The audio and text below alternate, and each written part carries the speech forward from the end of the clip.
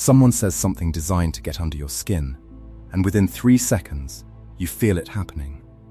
Your jaw tightens. Your mind starts drafting the response, the clever comeback, the correction, the proof that you're right and they're wrong. You want to answer immediately. You want to explain yourself. You want to make sure they understand exactly how wrong they are, exactly how unfair they're being, exactly how much you don't deserve this. So you answer, you explain, you defend, and somehow it never lands the way you needed it to. The argument doesn't end, it multiplies. The email you fired back gets forwarded. The comment you left gets screenshotted. The thing you said in the heat of the moment becomes the thing people remember. Not the point you were trying to make, but the fact that you couldn't hold yourself together long enough to make it well. You lie awake that night rerunning it. Not the argument itself, the version of yourself in it. The tone you used, the line you shouldn't have said. The way your voice climbed half an octave when you meant to sound calm and confident. You search for the moment it went wrong, certain it must have been something they did. And slowly, uncomfortably, you start to notice something else instead. Afterward, in the quiet, you replay it. You see the moment you could have paused, the moment you could have said nothing at all. And you realize, with a kind of sinking clarity, that the other person didn't beat you. You beat yourself. You handed them the win by reacting before you had to. This isn't a flaw in your character, it's a gap in your strategy. And gaps in strategy can be closed. 25 centuries ago, a general named Sun Tzu wrote a text that has outlasted almost every empire that tried to use it. He didn't win his battles through brute force. He won them before the first blow was struck, through preparation, patience, and a refusal to let emotion dictate timing. He is famous for a single simple observation: know yourself and know your opponent, and you need not fear the outcome of 100 conflicts. His writing wasn't a celebration of aggression. It was almost the opposite, a manual for avoiding unnecessary conflict altogether, and for winning the necessary conflicts before they ever became visible battles at all. He considered the general who wins through brute force, at great cost, to be the least skilled kind of general. The most skilled general was the one whose victories looked, from the outside, almost effortless, because all the real work had already been done quietly, in preparation, long before anyone else noticed a battle was even underway. But the deeper teaching, the one most people miss, is this: the general who reacts is already losing. The general who waits, who watches, who withholds himself until the moment is right, is the one who commands the field without ever needing to raise his voice. That teaching wasn't written for armies. It was written for you.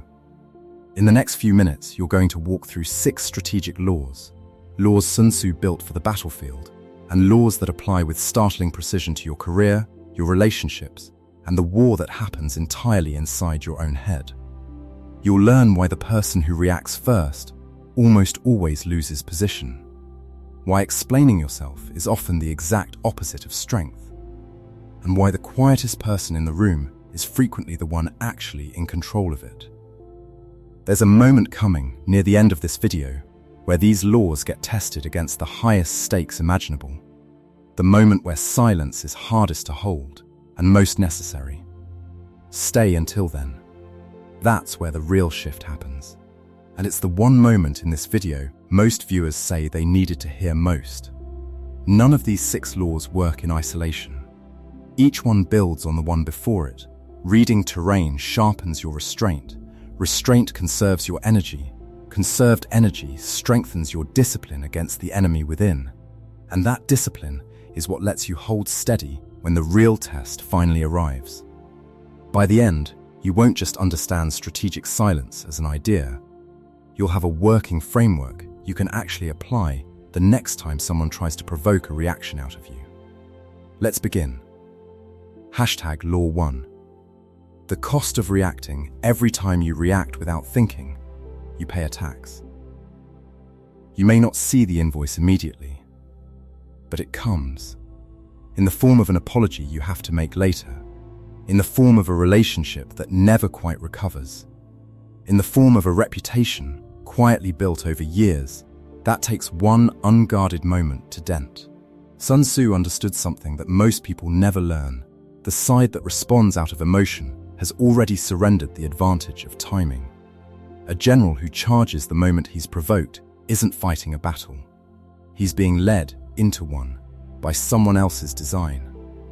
Think about the last time you reacted instantly to something that stung. A comment, a slight, a piece of criticism that felt unfair. In that instant, who was actually deciding what happened next? You or the person who provoked you? Most people would say me. But look closer. The moment you react on someone else's timeline, in someone else's emotional register, using words shaped by the heat they created, you are not steering. You are being steered. Reactivity is not the same as agency. It only feels that way because it's fast, and fast feels like control. This is the first, most basic loss most people never notice they're taking. They think they're standing up for themselves. In reality, they're handing their opponent, or their circumstance, the exact reaction it was fishing for. Consider how provocation actually works. Mechanically, a provocation is rarely random. Whether it comes from a difficult colleague, a manipulative family member, or simply a stressful situation testing your limits, it is, functionally, a request. A request for you to abandon your composure and hand over the emotional steering wheel. The people who provoke you most successfully are rarely the strongest people in your life. They're simply the ones who've learned, consciously or not, that you can be reliably counted on to answer immediately, in kind, at full volume. Once someone learns that about you, they don't need any other leverage. They already have the only lever that matters, your predictability. Sun Tzu's entire doctrine of deception was built on this same insight in reverse. An opponent who cannot predict you cannot easily provoke you, because provocation only works on a known pattern. The moment your reactions become unpredictable, not erratic, but deliberately withheld, you remove the lever entirely. There is nothing left for the other side to pull. This is why the first law is not simply about self-control in the abstract. It's about denying information. Every instant reaction you give away tells the world exactly how to move you next time. Every pause you hold back tells the world nothing at all, and a strategist who tells the world nothing is a strategist no one can plan around. There's a man we'll call Daniel. Daniel ran a small design studio, and he had a client who loved to needle him. Vague criticisms in group emails, CCing people who didn't need to be CC'd, little jabs about deadlines that weren't actually late. For months, Daniel answered every one of these emails within minutes. Long, detailed, defensive replies. He'd stay up rewriting them, trying to get the tone exactly right, trying to make the unfairness of the situation land the way it felt in his chest. It never worked. The client kept needling, the emails kept coming, and Daniel's team started to notice that their director seemed to be constantly on edge, constantly typing something with his jaw clenched. One day, Daniel got a message that was clearly designed to provoke. A passive-aggressive line about the studio not really understanding the brief. He opened his laptop. He started typing. And then, for reasons he couldn't fully explain even to himself, he stopped. He closed the laptop instead. He didn't answer that day, or the next. 3 days later, he sent 4 sentences. Calm, specific, no defense, no emotional undertone. Just facts, and a clear next step. The client's tone changed within a week. Not because Daniel had won an argument. He hadn't argued at all. He'd simply stopped paying the tax. Modern psychology has a name for what Daniel eventually learnt to do: cognitive reappraisal, the practice of creating a small gap between a triggering event and your response to it, long enough to reinterpret the situation before acting on it.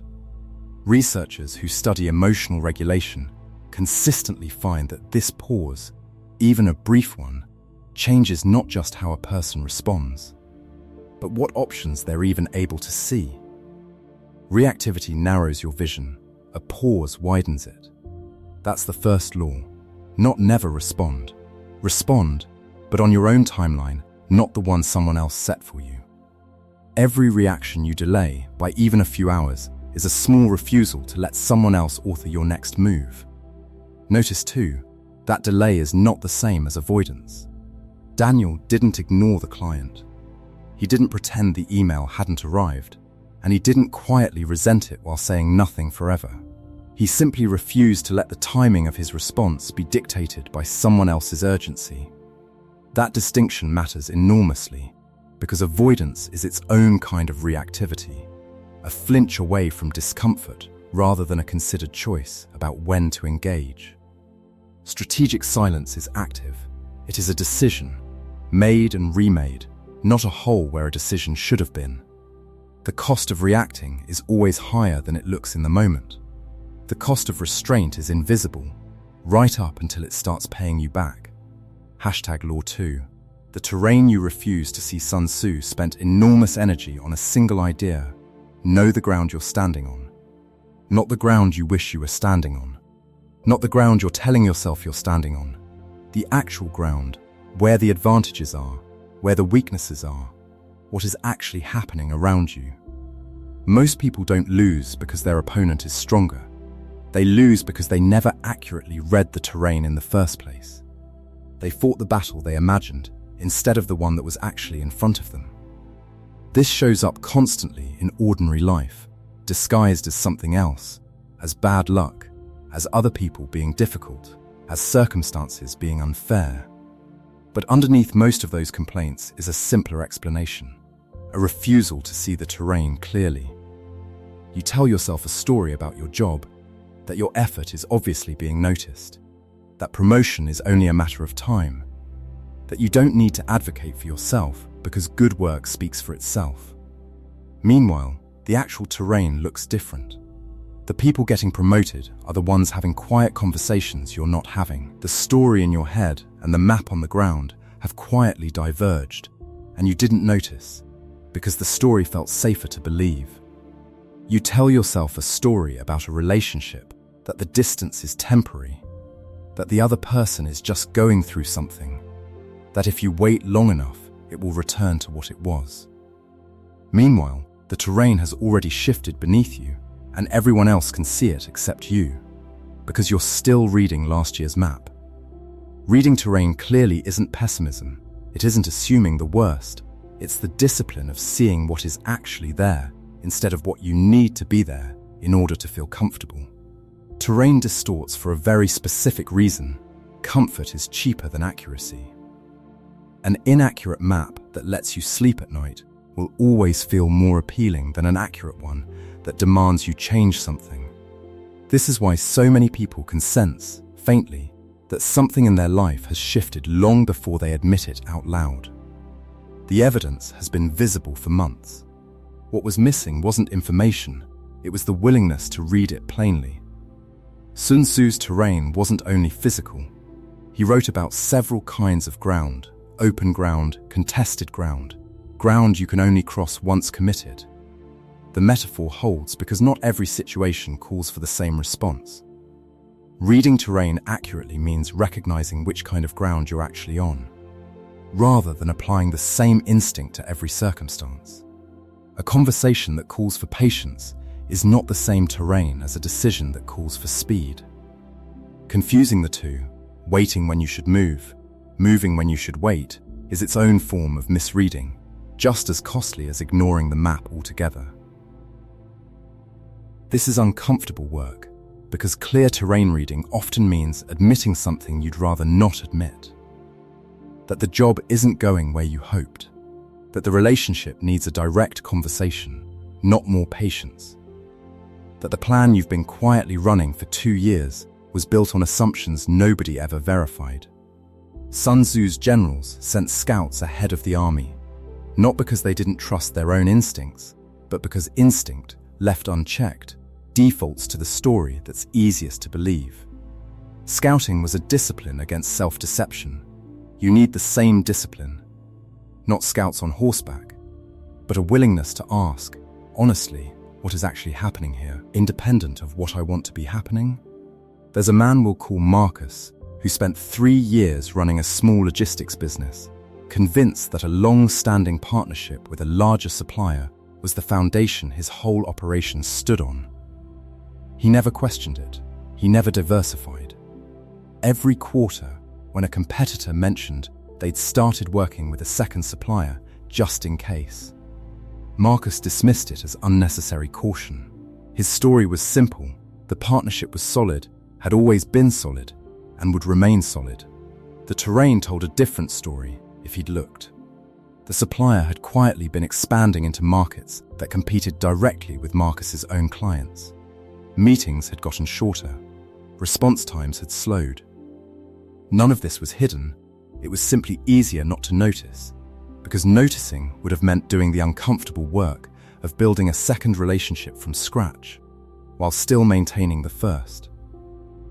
When the supplier finally ended the partnership to pursue those markets exclusively, Marcus described it, to everyone who would listen, as a betrayal that came out of nowhere. It hadn't come out of nowhere. It had been visible on the terrain for over a year. He simply hadn't wanted to read the map that was already in front of him. This is the quiet danger of comfortable stories. They don't fail loudly. They fail slowly, and by the time the failure becomes undeniable, it's usually too late to respond from a position of strength. Reading terrain clearly, even when it's unwelcome, is what lets you respond while you still have options, rather than reacting, later, from a position you never saw coming. The people who move through the world with quiet confidence are rarely the ones with the most certainty. They're the ones who did the harder work of looking clearly before they acted, who separated the map they wanted from the terrain they were actually standing on. Behavioral researchers who study decision-making describe a closely related pattern, a tendency to seek out and favor information that confirms what we already believe, while quietly discounting anything that contradicts it. This isn't a character flaw unique to a few unlucky people. It's a near-universal default setting, which is exactly why it requires deliberate correction rather than good intentions. Sun Tzu's scouts weren't a luxury for generals who happened to be unusually careful. They were a structural safeguard against a bias every single commander carried into the field, whether he admitted it or not. You need the same structural safeguard, because willpower alone rarely overrides it. Ask someone you trust to tell you what they actually see, not what they think you want to hear. Write down what you predicted before a situation unfolds, and compare it honestly to what actually happened. These aren't complicated tools. They simply build in the correction that unaided instinct won't provide on its own. Before you respond to anything, a conflict, an opportunity, a slow unraveling you've been avoiding, ask what the terrain actually looks like. Not what you hope it looks like. Not what would be easiest to believe. What is actually there. That single habit will save you more energy than almost anything else in this video. #Law 3. Energy is not infinite. Every reaction you give away is energy you don't get back. Sun Tzu was relentless about this. An army that engages every skirmish, chases every retreat, answers every provocation, exhausts itself long before the war is actually decided. Strength isn't just about capability. It's about where you choose to spend it. Most people operate as though every provocation deserves a response. Every insult, every unfair comment, every slight, every person who's clearly trying to get a reaction out of them. They treat their attention like it's unlimited. It isn't. It's the most finite resource you have, and every time you spend it on something that didn't deserve it, you have less left for what actually matters. There's a particular kind of exhaustion that comes not from working hard, but from reacting constantly to messages, to comments, to slights, to imagined slights, to the low hum of other people's opinions about you. This exhaustion doesn't come from a single big battle. It comes from 1,000 tiny skirmishes you never needed to fight. Sun Tzu warned repeatedly against the general who besieges every fortified position simply because it is there. A siege is expensive, in time, in resources, in morale, and a wise commander reserves it only for ground that is actually worth the cost. Most people apply no such filter to their daily lives. Every comment section, every group chat disagreement, every offhand remark from a coworker gets treated as a fortress that must be taken immediately, regardless of whether victory there would change anything at all. Decision researchers describe something close to this, a depletion that builds across a day of small choices and reactions, leaving less clarity and self-control available for what actually matters later. You don't need a lab study to recognize the feeling. You felt it.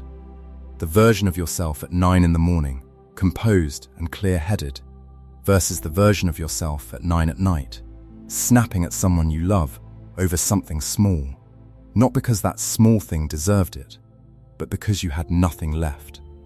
You spent it earlier, on things that didn't matter, defending positions nobody was actually attacking.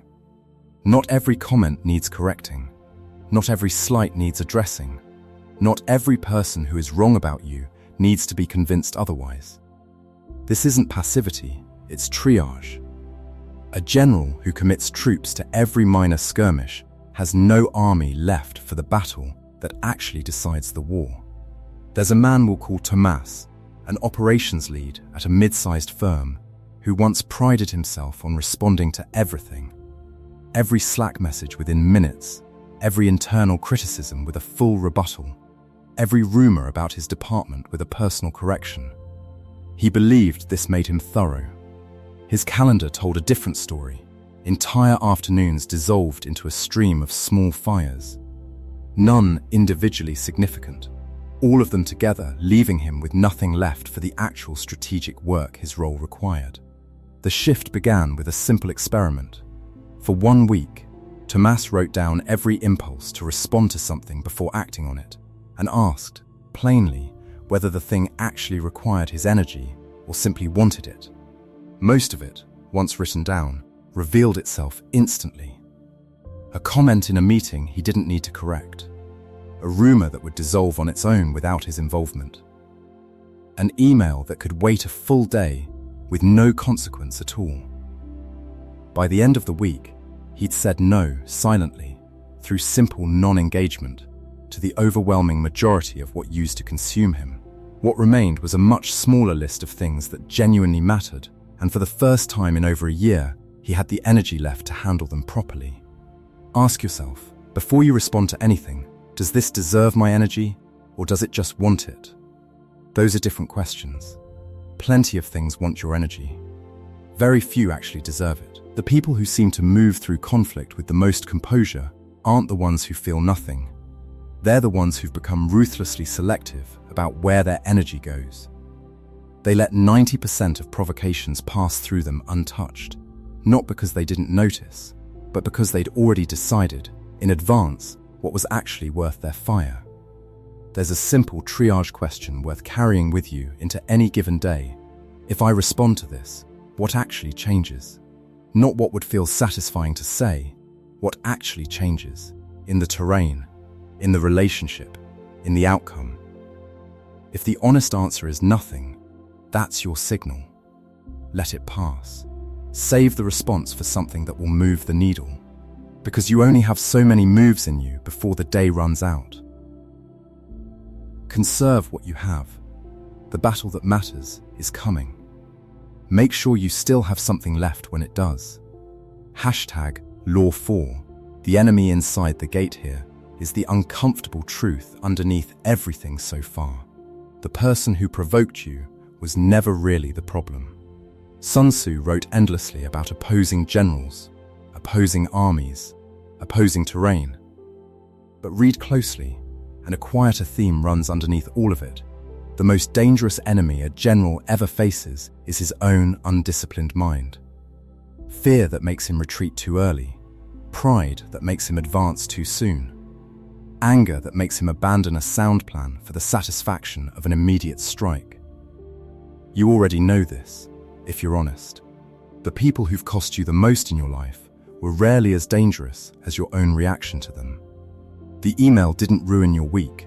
Your 3 hours of composing the perfect furious reply did. The insult didn't cost you the relationship. The 6 things you said in retaliation that you didn't mean but couldn't take back did. This is the hardest law to accept because it removes the easiest villain in the story. It's much more comfortable to believe that the other person is the entire problem. It's much less comfortable to admit that your own impulsiveness handed them a weapon they didn't even have to build. Undisciplined emotion is not a personality trait you're stuck with. It's an untrained function, the same way an untrained muscle fails under load. And like a muscle, it can be trained. The training isn't complicated, but it's demanding. It's the pause between the provocation and the response. It's the discipline of noticing the urge to strike back and asking, calmly, whether striking back actually serves the outcome you want, or whether it only serves the immediate itch to feel like you won something. Most people never separate those two questions. They conflate "this would feel satisfying right now" with "this is strategically sound." Sun Tzu never made that mistake. He treated satisfaction and strategy as 2 entirely different currencies, and he refused to spend the second one just to purchase the first. This is where self-honesty becomes the sharpest weapon you own. Before any confrontation, it's worth asking a blunt question.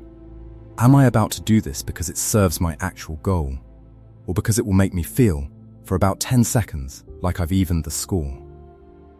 Those 2 motives can look identical from the outside. A sharp reply can dress itself up as justice, while actually being nothing more than the ego, wounded, looking for a way to wound back. Sun Tzu's generals were taught to distrust exactly this kind of impulse, the desire for a satisfying strike dressed up as sound strategy, because armies that fought to satisfy pride rather than to secure an outcome tended to win the skirmish and lose the war. Anger, in particular, is a persuasive liar. It arrives with total conviction, insisting that this time, action is not just justified, but necessary. It rarely announces itself as anger. It announces itself as principle. I'm just being honest. Someone has to say it. This isn't about ego. It's about fairness. Sometimes those claims are true. Far more often, beneath the language of principle, is simply an old, familiar hunger to be right, to be heard, to win the exchange. Regardless of whether winning the exchange gets you any closer to what you actually wanted before the provocation happened. The enemy inside the gate doesn't announce itself as an enemy. It shows up disguised as righteousness, as they need to hear this, as I'm just being honest, as someone has to say something. Sometimes that's true. Often, underneath it, is simply the ego wanting its moment, wanting to be right, wanting to be heard, wanting the last word, regardless of whether any of that actually improves your position. There's a woman we'll call Elena, a hospital administrator who prided herself on being someone who tells it like it is. For years, she treated every unfiltered outburst as a form of integrity. The belief that honesty required volume and that softening her reactions would somehow make her less truthful. Colleagues began quietly rooting around her, not because her points were wrong, but because working with her required absorbing whatever emotional weather she happened to be experiencing that day. It took a blunt performance review, someone finally naming, directly, that her reactivity was costing her influence, not building it, for Elena to notice what she'd been calling honesty was, more often, just the enemy within, unmanaged and mistaken for a virtue.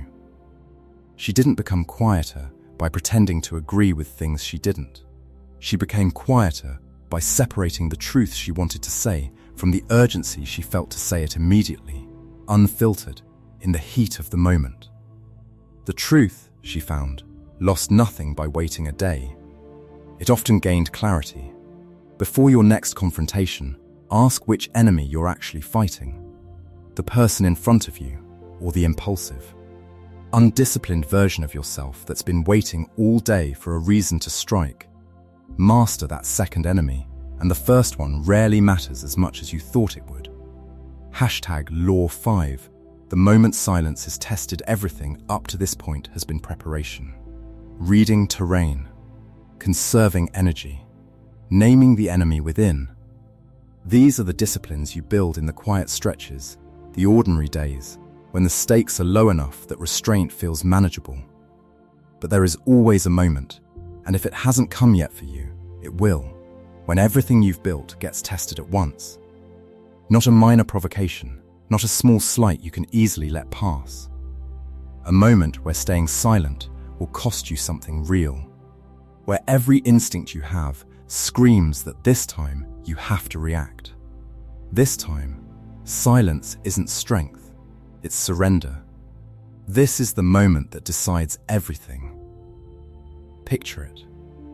Someone crosses a line that actually matters, takes credit for something you built, says something in front of people whose opinion you value, makes a decision that affects your life without consulting you at all.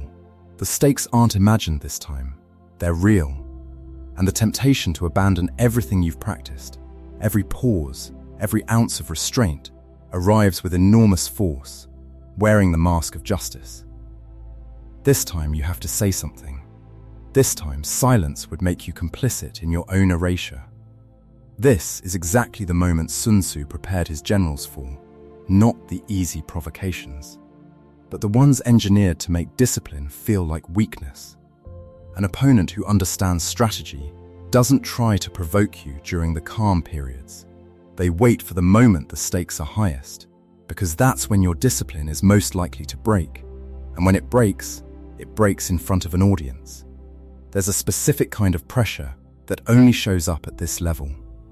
And it deserves naming honestly, the fear that silence, here, will be read as weakness. Not by you, by everyone watching. This is the fear that keeps people from holding their composure when it matters most.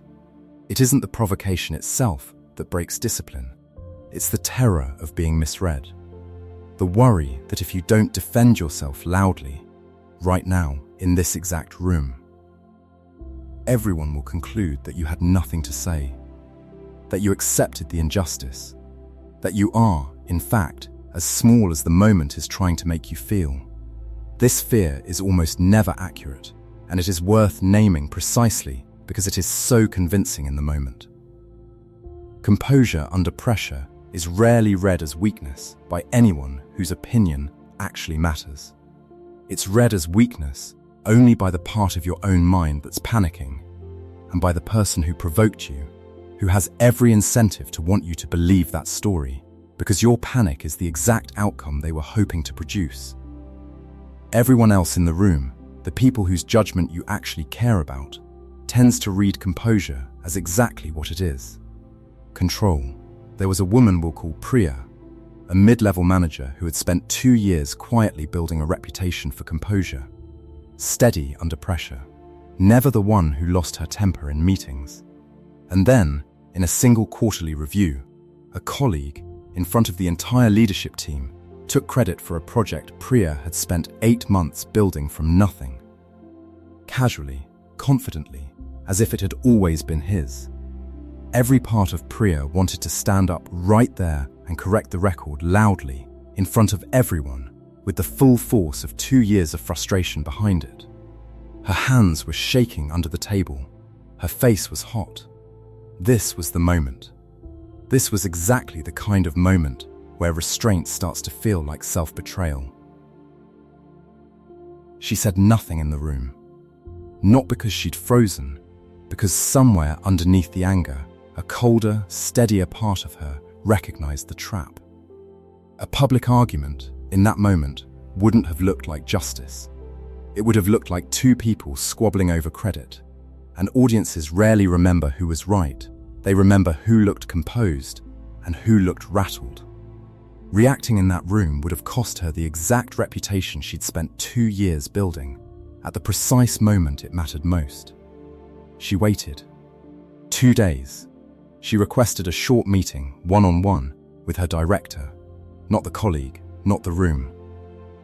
She laid out the project timeline, calmly, with documentation, no emotional appeal, no mention of the meeting at all. Just facts, delivered with total composure. The director didn't need convincing. He'd already noticed the discrepancy.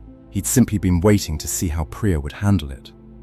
Her silence in the room, followed by her precision afterward, told him more about her judgment than any argument could have. Notice, too, what Priya did not do. She did not suppress the incident and pretend it hadn't happened. Suppression would have looked like silence, but it would have functioned very differently. A quiet resentment left to calcify, unaddressed, waiting to leak out sideways in some unrelated moment weeks later. What she practiced instead was deferral, not denial. She felt the full weight of the anger, let it move through her without commanding her hands, and then, once the terrain was clearer and the room was no longer working against her, she acted, deliberately, on ground she chose. This is the distinction that makes strategic silence sustainable rather than corrosive. A discipline that requires you to pretend you feel nothing will eventually break. Because feelings that are denied don't disappear, they simply wait for a worse moment to resurface.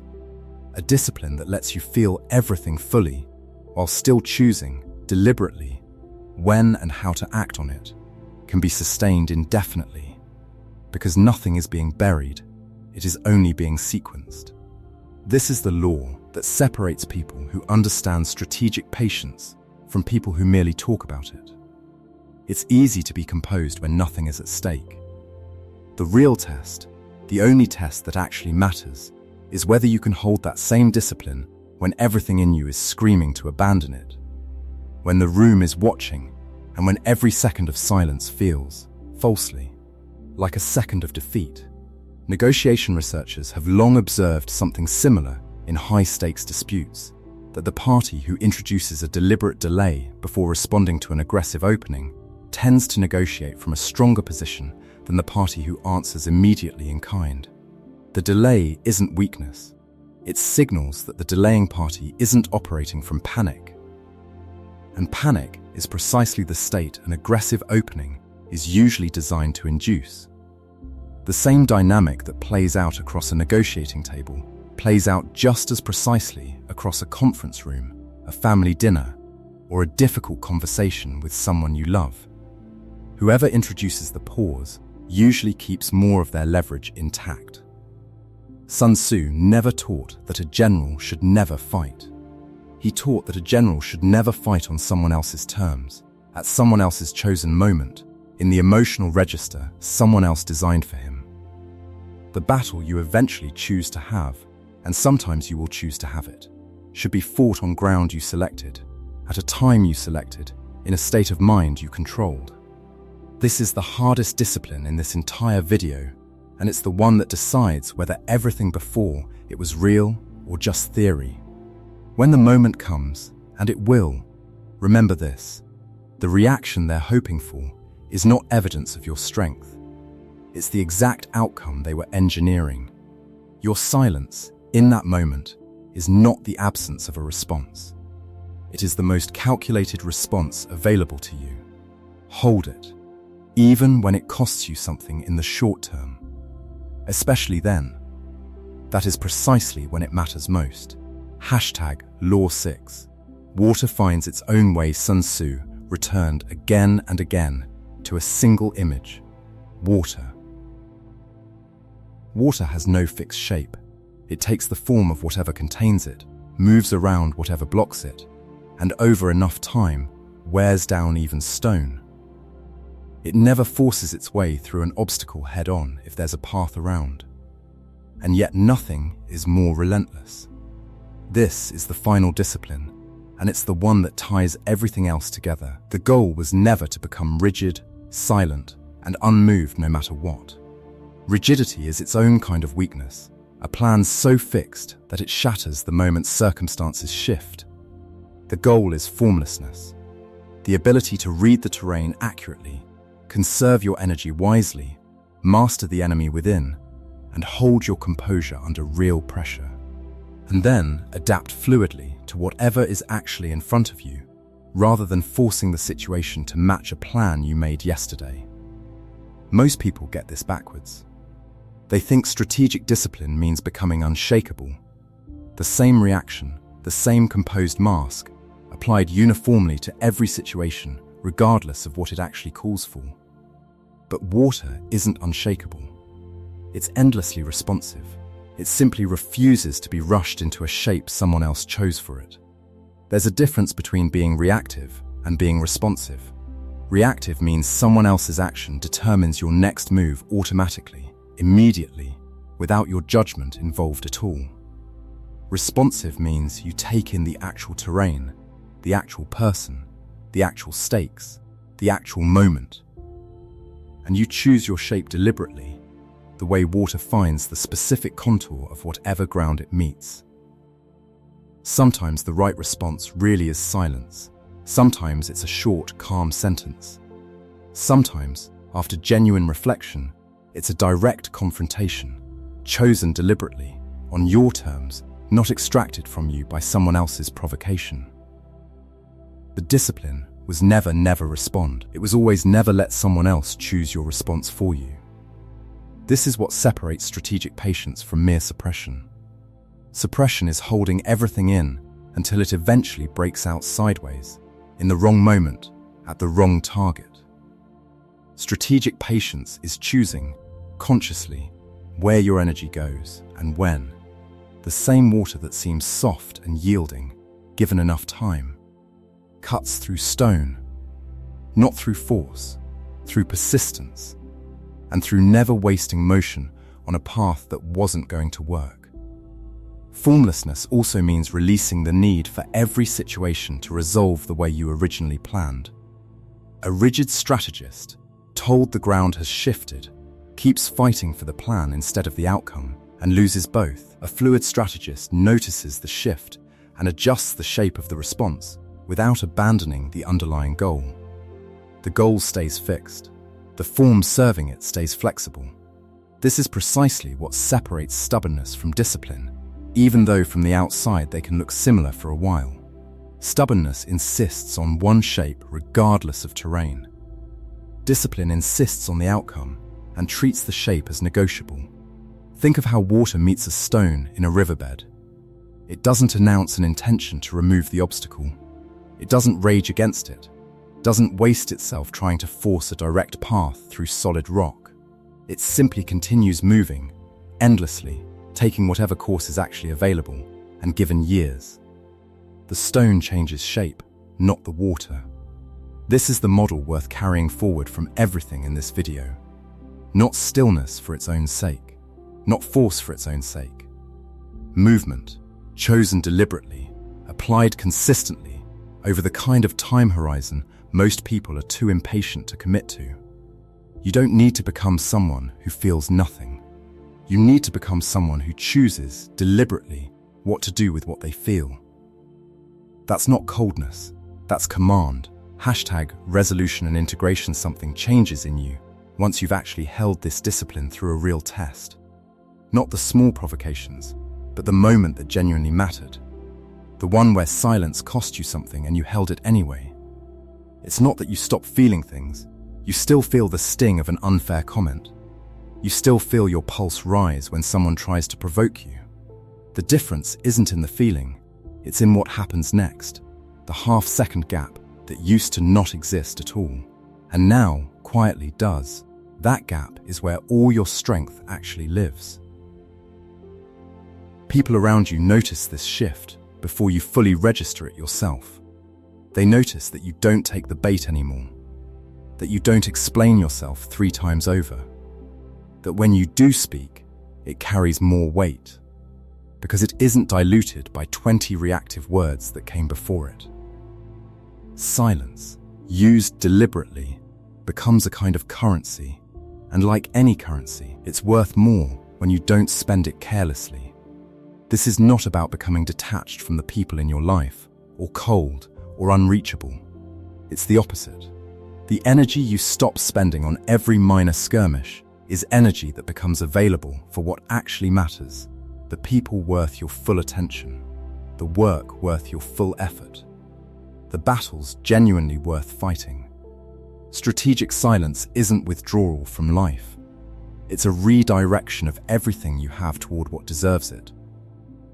You'll still misjudge terrain sometimes.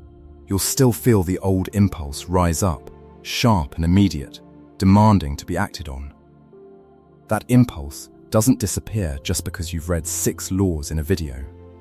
Discipline isn't a single decision, it's a practice, repeated, imperfectly, across every ordinary day where nobody's watching and the stakes feel small enough that cutting corners seems harmless.